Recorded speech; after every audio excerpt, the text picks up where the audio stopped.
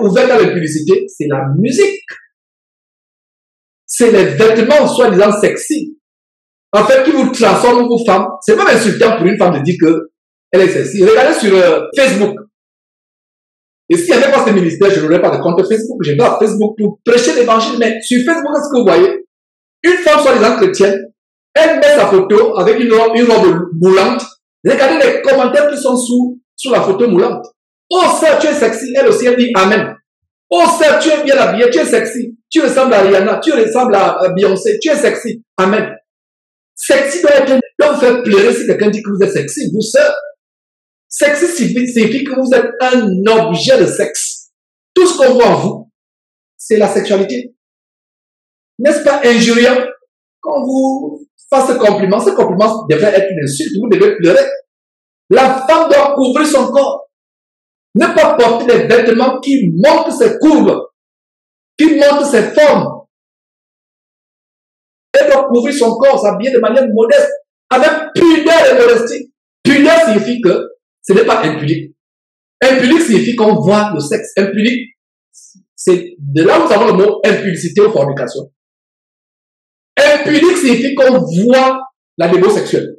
Alors, quand on dit que vous êtes sexy, ça veut dire qu'on dit quoi? On dit, sœur, vous êtes impudique. Voilà ce que ça signifie. Vous êtes impudique. Donc, cessez de dire Amen. Oh, sœur, tu es sexy. Ta photo sur YouTube est sexy. Tu dis Amen. Dieu soit loué. Et tu dis même Dieu soit loué. Quel Dieu avec petit D? Oui, avec petit D. Satan est loué.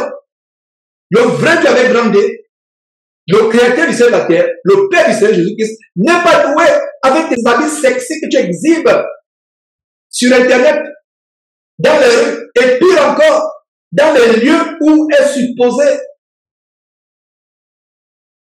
se manifester la pureté, la modestie, la sanctification, la crainte de Dieu. Quand l'église de Dieu s'assemble, les vrais chrétiens s'assemblent, la pureté doit se dégager, la crainte de Dieu, la sanctification, et même tous les jours de nos vies. Voilà comment le Seigneur Jésus dit clairement que si vous regardez seulement une femme pour la convoiter, et vous seuls, vous ne savez pas combien d'hommes vous avez entraînés en enfer. Parce que ces hommes ont commis l'adultère avec vous. Soulignez dans votre Bible, a déjà commis l'adultère avec elle. Encadrez même avec elle. Ça veut dire que cet homme commet l'adultère, vous aussi vous commettez l'adultère avec lui.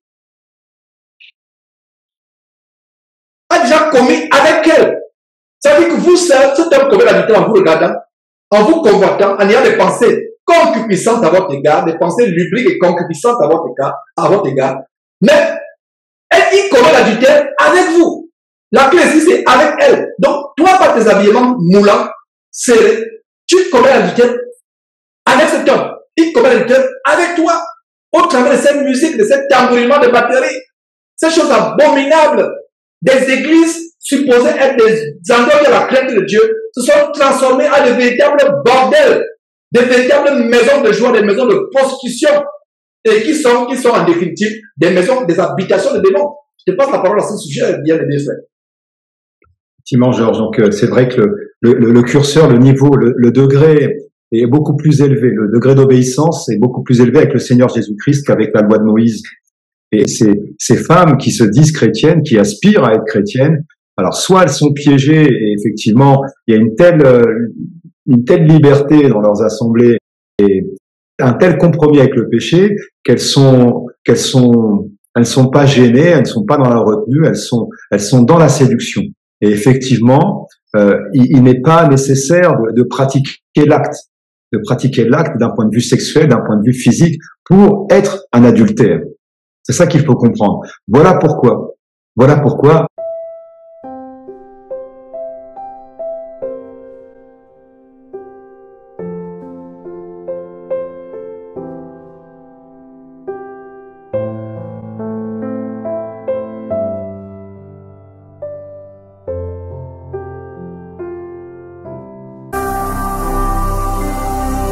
Jésus-Christ TV,